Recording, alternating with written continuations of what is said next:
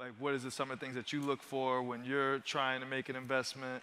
Because it's a very similar process. It's a real similar process, honestly, man. It's kind of the same with you know, trying to figure out a good team, or is your team a good team? You know what I mean? Because you look and you see what's the culture, and what's the energy, what's the vibe, and who is, like, do you believe in the person that is controlling the product? Because there's a lot of good products out there, but it's not good leaders, and they can lead them into the ground. But it's not so great products that a good leader can turn to amazing things. And so, you know, that's kind of what I look for is, you know, do I believe in the culture? Do I believe in the person that's building the product? And is it somebody I want to take a chance on? Got it. Well, what are some of the, if you have maybe one or two examples of a company that really struck you as that, hey, this might be the next billion-dollar business, or this is a founder that I believe is going to be able to go through the struggle and make it all the way through? You know, before I'll say the good one last, I'll say the bad one first. Okay. I had invested in a company, I won't say a name, but I invested in a company, and, you know, they were doing really well. They were backed by a lot of amazing people. Yep. And something happened where it basically, you know, challenged the company and the leader. And in that moment, I kind of felt like he folded. You know what I mean? And pressure. Yeah. You know, they fold. But at the end of the day, I feel like when it comes to like investing and things of that nature, you're gonna have challenges. Exactly. And it's the people that can withstand those challenges are the people that, you know, come up top. And so that's the type of people that you look for, someone that is level-headed when things are bad and good. And so, you know, another fund that I'm excited to be a part of is your fund. Hey. You know, the Cultural Leadership Fund. I met Chris probably, 2013? Yeah. 14. And, you know, when I heard about the space that he was in, it immediately intrigued me because I didn't really see too many people like him that was in that space. So I was immediately just, you know, drawn to him and wanted to see, like, how he got into that space and how he was able to, you know, transcend into the position he is now. So, perspective, outside looking in, you guys have a lot of traction, and, you know, big companies now, or, you know, bigger teams. And so you're probably getting founders coming to you guys asking, like, how did you guys do it? Or, you know, especially in the seed stage. I guess when you do get these questions, like, what's sort of your advice to companies as they're starting to figure out the fundraising process? Especially, I guess, I'm going to guess most of the audience is probably seed stage or maybe before that. But what sort of advice have you given to them based on your own experience about, like, how to approach fundraising? I mean, my very first question really is, like, to really ask yourself, like, is my business and is my market appropriate for VC funding? At this seed level, maybe that's less of an issue. You know, like Steve Anderson, who's our seed investor, he was one of the first investors in Instagram, but he also invested in quite a few companies that had exits that were 10 million, 25 million, 30 million that he could be very happy with. But that dynamic really changes once you're talking to institutional investors who are trying to sprinkle a lot of bets and hope that one of them turns into Google. And so, you know, if you don't think that, you know, if the market and the business and the life that you want with a company that you're starting isn't appropriate to be forced to become a billion-dollar business, you know, I definitely first and foremost kind of talk to people about the profile of investors that are right for their business. There's a lot of businesses out there that are going to be really healthy, really strong, $20 million a year businesses that adding a VC that has different incentives to could really negatively affect the outcome and what it's going to be like to run that company. So I usually kind of talk about that first. You know, I think in my experience with Stitch Fix, one of the things that was hard about our business was that this was a model that primarily served women. And so to be able to get people who can't experience getting a fix and don't totally understand from a gut perspective the value proposition, I really relied a lot on data and really relied a lot on our cohort analysis and knowing all of my data in and out about my business. And, you know, at the end of the day, venture capitalists are really capitalists. And so to really be able to show them the value, even if they couldn't understand in their heart why this was important or why this was valuable, was something that I found to kind of help me in success there. The fact that we didn't realize we are bootstrapping, but what we did was bootstrapping, at the time that we had to bring investors on board, we could really choose the best people out there, and they wanted to work with us. And two things happened to us.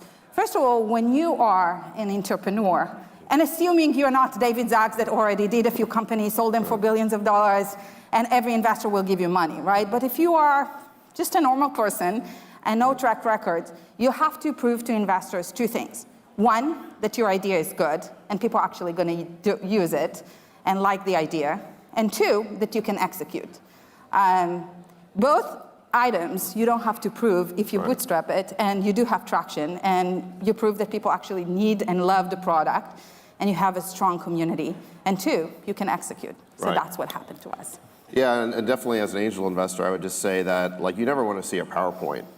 You really want to see a product, and especially if that product has traction. And like you're saying, if you do have a product that's working, you can pretty much have your pick of VCs. Fourth mistake is to focus on the pitch. I meet many entrepreneurs, particularly first-time entrepreneurs. They're so obsessed with the pitch and the plan, that they think the most important application for a startup is PowerPoint. Second most important is Excel. Third most important is Word, because we need to write the business plan, we need to make the forecast, and we need to make the pitch. It is as if the mission of your company, the reason that your company exists, is to raise money. Okay? The reason for your company is not to raise money. Raising money is a means to an end. The end is to create customers. That's what you want to do. So I see many, many entrepreneurs who focus too much on the pitch. Excel, Word, and PowerPoint are not the key apps for you. What you should do is focus on the prototype. Make that prototype website. Make that prototype software. Make that prototype hardware, the device, Very few people are funding the process of making pitches on Kickstarter, right? Have you ever seen a Kickstarter project? Support our creation of our PowerPoint. Click here, right? If you donate $100, we'll put your name in the PowerPoint. If you donate $50, we'll send you a PDF of the PowerPoint, right? Focus on the prototype. The most important thing you could do is focus on a prototype. Get the prototype out. You'll learn more from shipping a prototype than pitching 1,000 venture capitalists. A very good calculation to keep in your mind is that when it comes to PowerPoint and pitches, I think a picture is worth 1,000 slides, right? But a prototype and a demo is worth 1,000 pitches. Prototype is everything. You guys look for in your investors, particularly at the the Series A, Series B levels, when you were probably getting a board member, like what sort of qualities you think are most important? A firm and a partner who have proven track records of being entrepreneur friendly. You hear rumors that there are firms that sort of put large checks into companies and then replace that founder CEO with someone who's like more proven, right? And so did the firm that I was taking money from have a track record of doing opposite of that? Did the terms that they were giving me represent the words that they were telling me? And so sometimes there's a disconnect, right? But you can look at your terms. The terms really matter. It's not just valuation. It's liquidation preference and reg rights and everything. What other boards was that person on? How many boards were they on? If they're on too many boards, do they have enough time for you? Are they really thinking thoughtfully about the advice they're giving you? Are they thinking about your company? Do they have time to do that? Those would be the three things I looked for. So, and that's why when you pick up the investors or advisors, make sure when and how they can help you down the road, right? Either from marketing side, business side, sales side, and even R&D side. So make sure you think about in the future what kind of problem you can have, and then find those investors, find those advisors. It's really important. Those investors, advisors may not help you on day one, but they are going to help you in the future. So that's very, very important. You got to plan very well. So, right. Like when you started Rent the Runway, what year was it? It was 2009. 2009. Like everybody was buying everything, right? Like renting. I remember when we were trying to tell people about Rent the Runway, a lot of people were like, well, why would I, like something that someone else has worn, like, I don't know if I could ever do that, right? And it started out with special occasions, right? And Yeah. so talk a little bit about convincing people to change behavior, convincing people that there was a really big market that we were going after when the market did not exist. Yeah, I mean, there's three audiences that you need to convince. You need to convince customers, you need to convince investors, and we needed to convince the industry, which was our suppliers. That's how we would be able to access inventory. So just for a moment, let's talk about investors. We came up with the idea for Rent the Runway prior to the sharing economy existing in this country. So the only sharing economy company that existed at the time was Netflix. There was no Spotify, there was no Uber, there was no Airbnb, you get it. So we had to convince investors of really the demographic trends that were happening around us that would lead towards the sharing economy and something like access over ownership being prolific in our lives. We also had to convince investors about the changing retail economy, the fact that people wanted to spend less time offline in retail stores, that actually we were going to start buying and renting more things online, and how that was going to change our behavior. So I really think so much about the early days when all you have is a big idea, is about almost being a sociologist or a journalist of like, here are all the market forces that are making this idea relevant right now and making this idea something that could get even more momentum over time. People have to believe that this is the right time for the idea and that people will start to do the behavior. I mean, there's a lot of ways to kind of prove out that the behavior exists, and kind of telling those stories and recognizing that, like, you're not brilliant, like your idea is not brilliant, your idea is just an iteration for today. Like, that almost helps tell the story in a better way because there's less to believe. If I'm inventing something completely new in the universe, there is a lot that a consumer or an investor would have to believe. So I think that it is to your advantage to basically tell an idea that's really about iteration. Now, in reality, having a closet in the cloud, my customers today are using the service 120 days of the year as a substitution for getting dressed out of their closet. That's clearly disruptive behavior, and it's clearly something that no one's ever done before. But had I described the behavior in that disruptive of a way in the early days, there's no way we would have ever been able to raise money, in my opinion. Number 10 is this concept that you're going to befriend your investors because you met with them and they really understand what you're doing. They really like you. They said to you, we invest in people. We have faith in you. We have confidence in you. Why do you think we're giving you millions of dollars? It's because we invest in people. And what you hear is, oh, they like us. They befriended us. We're going to go play golf together at the Los Altos Country Club, right?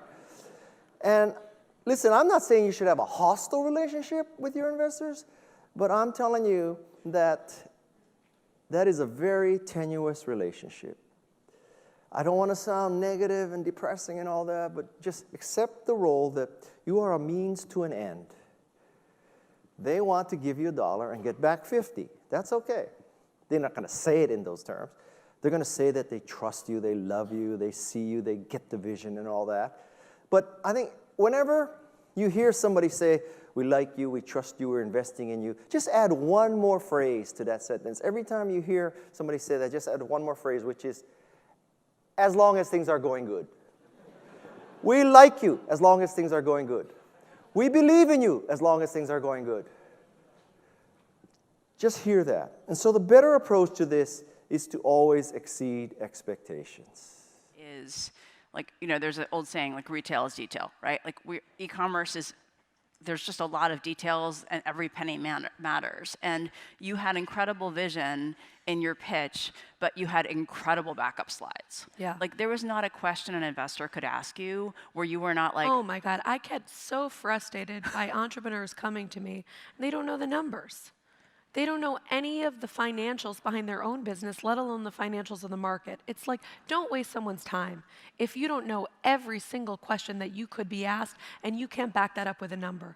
So before you go and you meet with another, entrepreneur that you want to be your mentor or an investor, you better have everyone in your orbit ask you 400 questions about your pitch, and so that you're basically rehearsing, you'll figure out what the most commonly asked questions are, and then you have to figure out how to answer those questions with data or with numbers. If you just come in with your gut feeling, it will never, ever be successful. Yes, I think that's, you basically had analyzed, what if this happened? What if this happens? Like if this price went up, if this cost went down, if this customer acquisition changed, you had analyzed it from every single angle. I don't think you had a slide. Because you have to analyze it from the mindset of the investor. You have to think about, what are they going to be worried about? What are the biggest risks associated with whatever I'm talking about right now? And let me pre-answer that. Let me actually address the thing that they're worried about prior to them bringing it up, because that gives them more confidence that I'm being truthful, as opposed to the fact that I'm hiding the fact that, of course, there's risk in my business. I'm 11 years into my business now, and there's a lot less risk than there was, a decade ago, but there's still risk. And so even when I speak to investors today, I talk about the risks preemptively. So I feel